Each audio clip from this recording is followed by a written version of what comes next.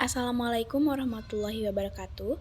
Halo teman-teman, perkenalkan nama aku Chelsea Kamelia Azhar dari kelas 12 MIPA 5 akan menjelaskan materi ekonomi bab 1 yaitu akuntansi sebagai sistem informasi. Sejarah akuntansi di dunia. Pada tahun 1494, Luca Pacioli menerbitkan suatu buku yang berjudul Summa de Arithmetica, Geometria, Proportioni et Proportionalita, yang artinya sama dengan Review of Arithmetic, Geometry dan Proportions, atau Telaah Amerika, Geometri dan Pembagian. Buku ini berisi pembahasan mengenai aritmetika, aljabar, dan geometri. Buku ini terdapat memiliki bab berjudul Particularis de Computis et Scripturis atau Particulars of Reckonings and their Recordings yang berisi cara-cara pembukuan menurut catatan berpasangan atau double entry bookkeeping. Kemudian, sejarah akuntansi di Indonesia. Wadah organisasi profesi akuntan Indonesia adalah Ikatan Akuntansi Indonesia atau IAI yang dibentuk pada 23 Desember 1957. IAI menyusun sebuah prinsip akuntansi di Indonesia yang dikenal dengan nama Standar Akuntansi Keuangan atau SAK. SAK ini merupakan himpunan prinsip, prosedur, dan teknik akuntansi yang mengatur penyusunan laporan keuangan, khususnya kepada pihak eksternal perusahaan, pemilik perusahaan, kreditor, dan investor. Pengertian akuntansi menurut Weigen, Kieso, dan Keil menyebut definisi akuntansi yaitu as a financial information system, accounting is a process of three activities: identifying, recording, and communicating the economic events of an organization, business or non-business, to interest use of the information.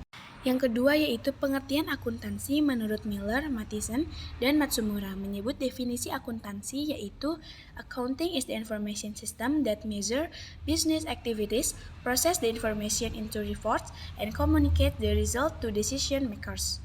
Yang ketiga yaitu pengertian akuntansi menurut Carl Warren dan kawan-kawan dalam bukunya yang berjudul Accounting, yaitu accounting can be defined as information system that provides report to stakeholders about the economic activities and condition of a business. Pengertian akuntansi yang terakhir yaitu menurut AAA atau American Accounting Association mengemukakan definisi akuntansi yaitu accounting is the process of identifying, measuring, and reporting economic information which enable clear and unambiguous evaluation and decision making by those who use the information. Nah, tentunya akuntansi memiliki manfaat. Manfaat-manfaat akuntansi yaitu memberikan informasi keuangan untuk pihak manajemen. Informasi keuangan ini penting sebagai dasar pengambil keputusan. Yang kedua yaitu menjadi alat pengendali keuangan. Informasi dari akuntansi dapat digunakan perusahaan untuk mengetahui keuntungan atau kerugian. Yang ketiga yaitu menjadi bahan evaluasi perusahaan. Informasi dari akuntansi yang diberikan tiap bulan dapat menjadi bahan evaluasi bagi perusahaan. Dan yang terakhir, memberikan informasi atau laporan kepada pihak eksternal. Informasi ini diberikan kepada pihak eksternal yang memiliki kepentingan terhadap perusahaan. Pihak-pihak ini antara lain investor, kreditor, karyawan, dan masyarakat. Siapa aja sih pemakai informasi akuntansi? Jadi, pemakai atau pengguna informasi akuntansi ini dapat dibedakan menjadi dua kelompok, yaitu ada pihak internal dan pihak eksternal. Pihak internal ini adalah pihak yang berhubungan langsung dengan operasi perusahaan, seperti pimpinan perusahaan, kepala bagian akuntansi, kepala bagian keuangan, dan kepala bagian lainnya yang menggunakan informasi akuntansi. Dan pihak-pihak eksternal yaitu ada pemilik perusahaan, juga ada kreditor, pelanggan, badan-badan pemerintah, dan masyarakat. Ada pula kualitas informasi akuntansi, yaitu perbandingan antara manfaat dan biaya, dapat dipahami, relevan, dapat dipercaya, nilai prediksi, umpan balik, tepat waktu, dapat dibandingkan dan konsisten. Juga cukup berarti atau materiality. Nah, sebuah informasi akuntansi ini dianggap berkualitas jika memenuhi syarat-syarat yang tadi. Akuntansi juga memiliki prinsip-prinsip dasar. Yang pertama yaitu historical cost principle. Biaya historis seringkali disebut juga dengan harga perolehan.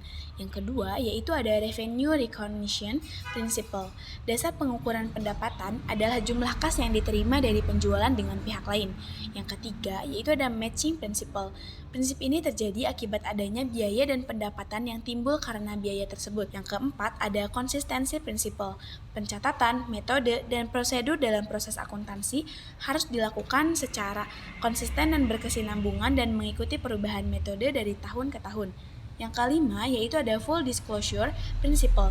Prinsip mengatur penyajian informasi yang lengkap dalam informasi akuntansi atau laporan keuangan. Yang terakhir yaitu ada prinsip objektif. Prinsip ini mengaku pada keakuratan bukti-bukti transaksi yang mendukung dalam laporan keuangan. Selanjutnya yaitu ada konsep akuntansi. Yang pertama yaitu konsep entitas usaha. Satu unit usaha yang berdiri sendiri merupakan entitas usaha atau satuan usaha. Yang kedua yaitu ada konsep biaya. Penggunaan konsep biaya melibatkan dua konsep akuntansi yang penting lainnya, yaitu objektivitas dan unit pengukuran. Akuntansi memiliki 8 bidang. Yang pertama yaitu akuntansi keuangan. Akuntansi keuangan adalah bagian dari akuntansi yang mengkhususkan dalam proses pencatatan transaksi. Yang kedua yaitu auditing. Bidang akuntansi yang mengkhususkan pada pemeriksaan catatan-catatan akuntansi secara independen disebut auditing. Yang ketiga yaitu akuntansi biaya. Akuntansi biaya berhubungan dengan perencanaan, penetapan, dan pengendalian biaya produksi. Yang keempat yaitu ada akuntansi manajemen.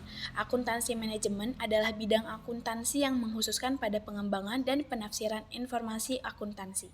Yang kelima yaitu akuntansi anggaran. Akuntansi anggaran berhubungan dengan penyusunan rencana pengeluaran perusahaan dan membandingkannya dengan pengeluaran aktual. Yang keenam yaitu akuntansi perpajakan. Akuntansi perpajakan ini mengkhususkan kegiatannya dalam penyiapan data yang diperlukan untuk perhitungan pajak. Yang ketujuh yaitu akuntansi pemerintahan. Akuntansi pemerintahan melaporkan dan menjelaskan melalui data akuntansi berbagai aspek dari pengelolaan administrasi keuangan negara. Yang terakhir yaitu akuntansi pendidikan. Ini berhubungan dengan kegiatan pengajaran dan pengembangan pendidikan akuntansi. Profesi akuntansi. Profesi yang pertama yaitu akuntan perusahaan atau internal. Akuntan ini bekerja dalam perusahaan dan bertanggung jawab atas berbagai fungsi akuntansi serta keuangan perusahaan. Kedua yaitu akuntan publik. Akuntan independen atau bebas yang secara perorangan atau kelompok memberikan jasa dalam bidang akuntansi bagi perusahaan atau organisasi bisnis dan non-bisnis. Yang ketiga yaitu akuntan pemerintahan. Akuntan ini bekerja pada lembaga-lembaga pemerintahan yang tugas utamanya adalah merencanakan, mengendalikan, dan memeriksa penggunaan uang atau kekayaan negara. Yang terakhir, akuntan pendidik. Akuntan ini tugas utamanya yaitu mengembangkan dan mengajarkan akuntansi, misalnya dosen atau guru mata pelajaran akuntansi. Ada 3 prinsip dasar perilaku etis bagi akuntan, yaitu menghindari pelanggaran etika sekecil apapun, menekankan pada reputasi jangka panjang, dan siap menghadapi konsekuensi yang kurang baik bila berpegang pada perilaku etis. Sekian yang dapat aku sampaikan. Mohon maaf apabila ada kekurangan. Terima kasih. Wassalamualaikum warahmatullahi wabarakatuh.